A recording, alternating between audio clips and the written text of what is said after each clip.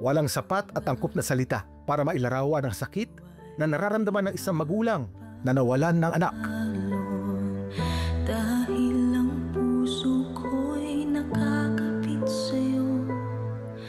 Tulad ng kirot na aming naramdaman nang namaalam ang aming pinakamamahal na si Imansky.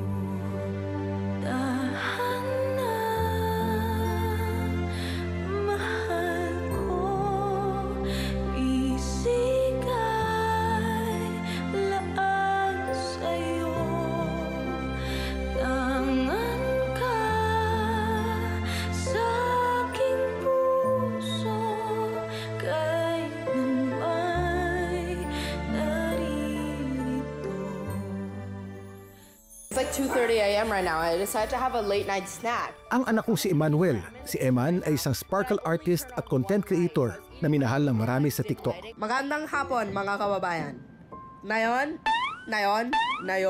Habang nag-aaral sa Amerika bilang teenager, patuloy niyang pinasaya ang mga tao sa kanyang mga video. Naks naman, kaya naman ikaw mag-Tagalog.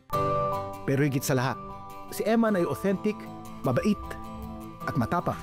I'm gonna have a moment of realness with you guys. I've talked a lot about how I used to struggle with mental illness. If you followed my content for a while, you know I was diagnosed with bipolar disorder in my mid-teens. This means that I'd have phases of extreme happiness called manic episodes and phases of extreme sadness called depressive episodes. When we talk about bipolar disorder, so one may have the depressed phase. So when we say we are depressed, the minimum duration is at least 2 weeks. The two major criteria is it's either halos buong araw or buong araw na nalulungkot ako, and or the things that I normally enjoy, I don't enjoy anymore. When we talk about mania naman, minimum of 1 week, it's either irritable, elevated, expansive mood, and then may kasama din siya mga ibang symptoms like kahit konti lang yung tulog, ang taas ng energy niya, nagiging madaldal siya. According to the World Health Organization, in the world, it's about 0.5% of the general population. It's actually very similar also to the Philippines, 0.5% din siya. So if we are 110 million, that's about more than 500,000 that may have this diagnosis. Yung focus natin gets affected. Yung sleep natin gets affected. Appetite also is affected. We tend to feel hopeless, we tend to feel guilty, and then we may also have yung mga suicidal ideations. Ipinagluluksa po ngayon ang pagpanaw ng social media personality at artist by status by Sparkle na si Emmanuel Atienza, anak ng ating kasama rito sa 24 oras na si Kuya Kim.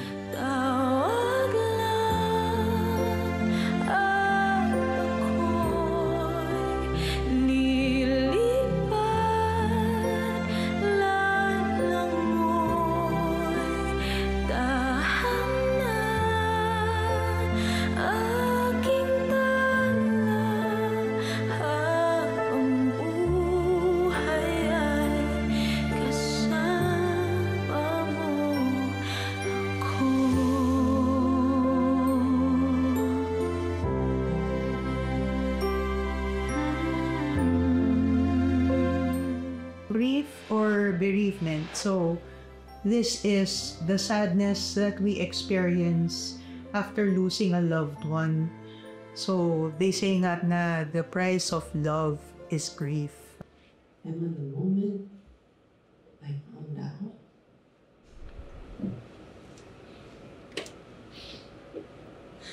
that we lost you, was the deepest pain. I felt it. There are stages, pero it doesn't mean na we're gonna be taking one stage at a time. And sometimes nga the stages nagsasabay din siya eh. So it can start with denial, and then anger, and then bargaining, and then depression, and then later on, hopefully, we have that acceptance already. It's like a Thanksgiving for the 19 beautiful years that He gave Emma to us.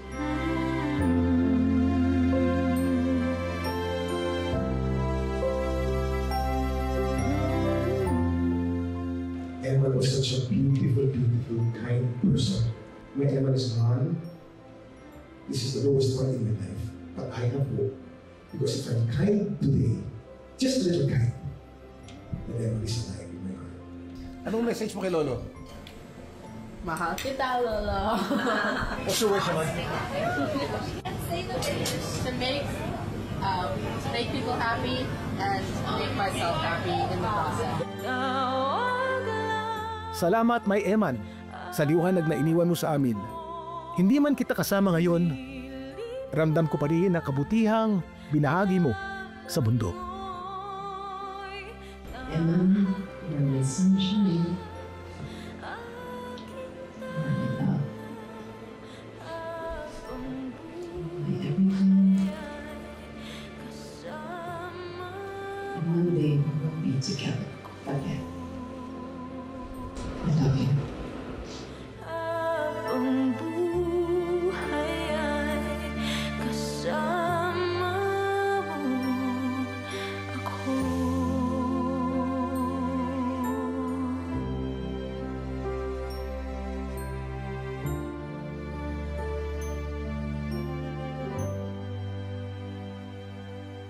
Kamangha-mangha at kahanga-hanga, pinusuan, sinare at kumiliti sa interes ng online universe. Pero bakit nga ba nag-viral ang mga videong ito? Samahan niyo akong himayin at alamin ang mga kwento sa likod ng mga viral video at trending topic dito lang sa Dami mong alam, Kuya Kim! At dapat, kayo rin. Dumaan din ba sa feed niyo ang videong ito? Singhaba at sintaba ng lapis sa mga sasing. Na isang uri ng bulating lupa o earthworm.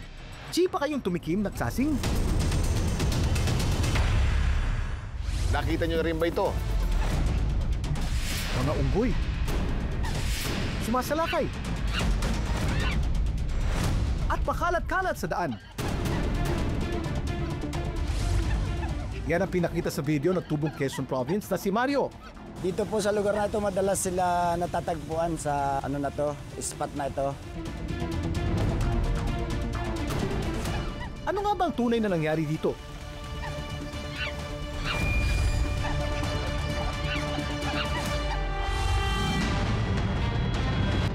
Dito naman sa Negros Oriental, ang mga unggoy umaatake din daw.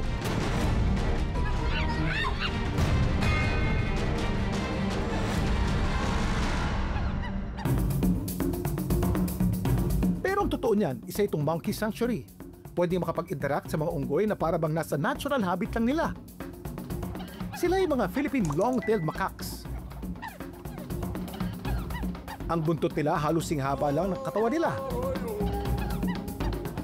Ginagamit din nila ang kanilang buntot bilang pambalanse kapag umaakyat sa puno o tumatalon sa mga sanga. Ang dami mong alam, Kuya Kim.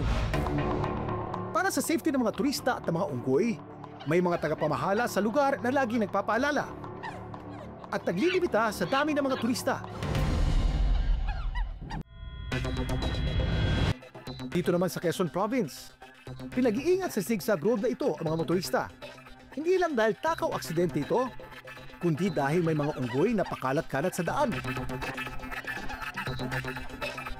Palambi-lambitin at nag-aabang na makakain. Matagal ko na po silang nakita dito. 1985 pa. Sila ay iilan pa nun. Long-tailed macaques din ang mga unggoy na ito. Nagsimula raw silang dumami sa zigzag road noong pandemya dahil siguro naging tahimik ang lugar.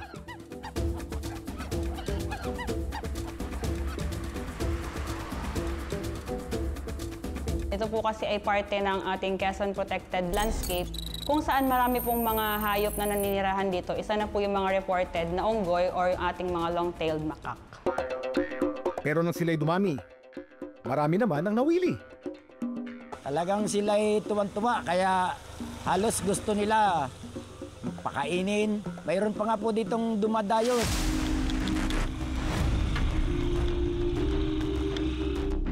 Sa ilang dekada ng pagdaan ni Mario sa lugar, napansin daw niya ang kawalan ng mga natural food sources ng mga unggoy.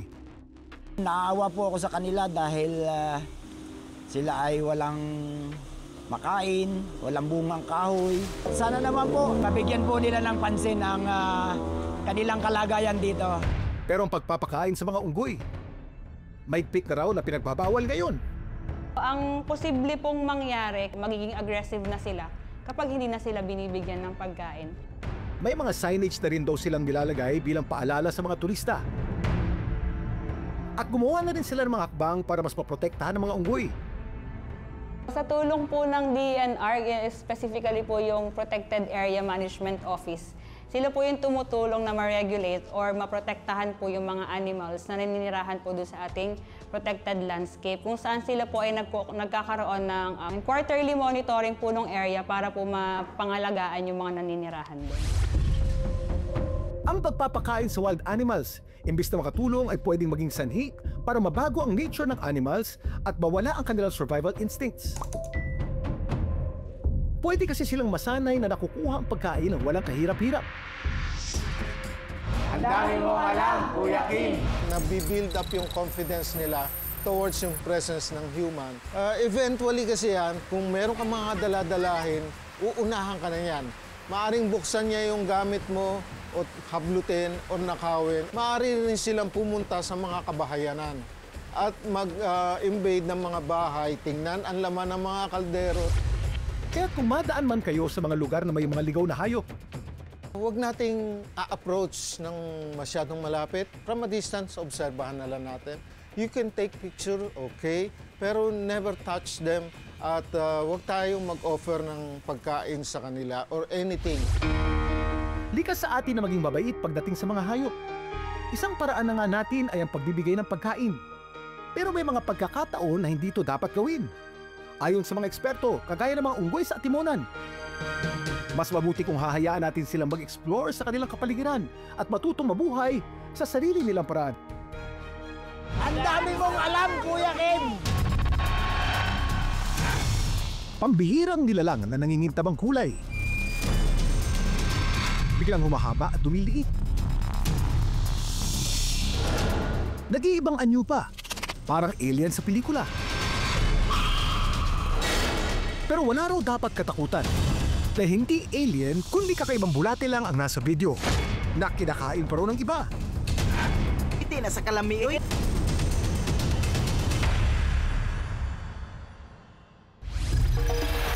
Kung ang alam nating bulate, Nakikita natin ang mga bulate sa tiyan ng tao at sa lupa. Lupa at sa katawan ng tao.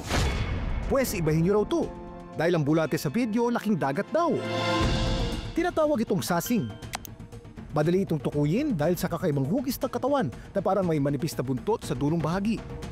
Pero nagbabagong anyo rin daw ang mga ito. Ang sasing ay may English name na peanut worm dahil sa itsura nito na kapag lumikip or umikli ang katawan nito, ito ay nagmumukhang kernel or butil ng mani o peanut. Dahil siguro may phallic structure or kamukha ng ari ng lalaki.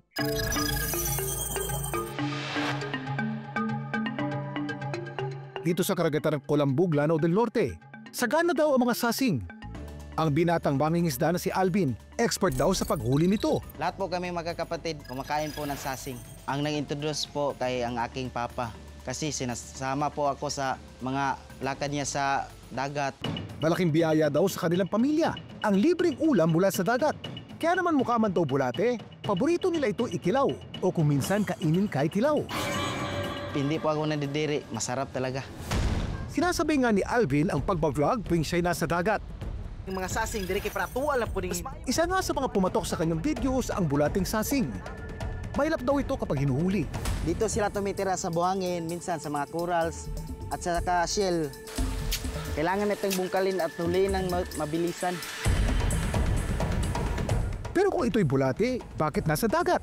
May sariling phylum o grupo ang mga sasing. Ito yung tinatawag natin na phylum Siphoncula.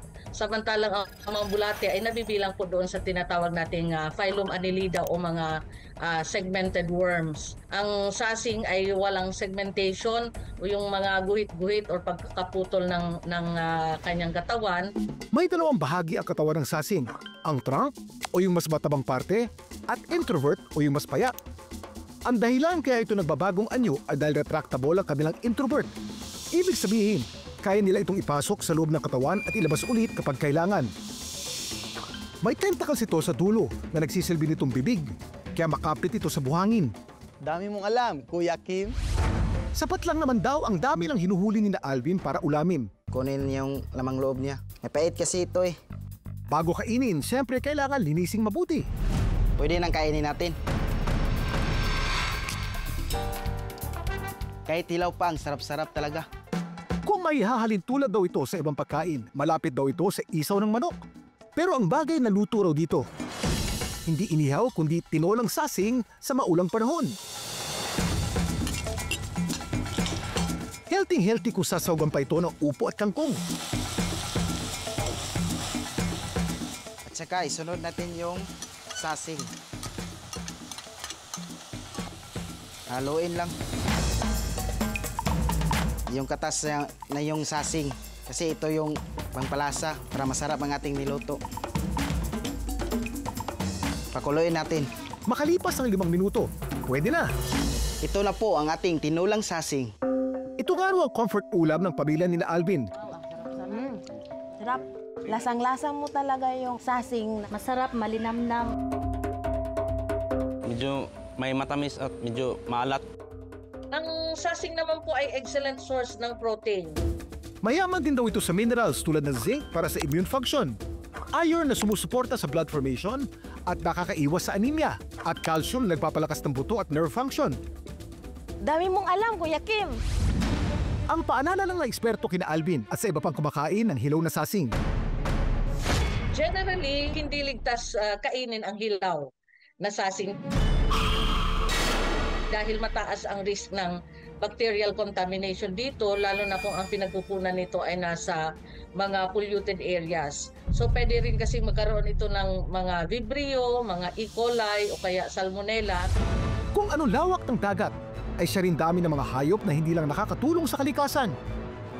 Bumubusog pa sa mga taong kumakalab ang tiyan. Ang dami mong alam, Kuya Kim. May mga kwento rin ba kayong viral worthy? Just follow our Facebook page. Dami mong alam, Kuya Kim, at ishare nyo doon ang inyong video. Anong malay nyo? Next week, kayo naman ang isasalang at pag-uusapan. Hanggang sa muli, sama-sama nating alamin ang mga kwento at aral sa likod ng mga videong nag-viral dito lang sa Dami mong alam, Kuya Kim. At dapat kayo rin.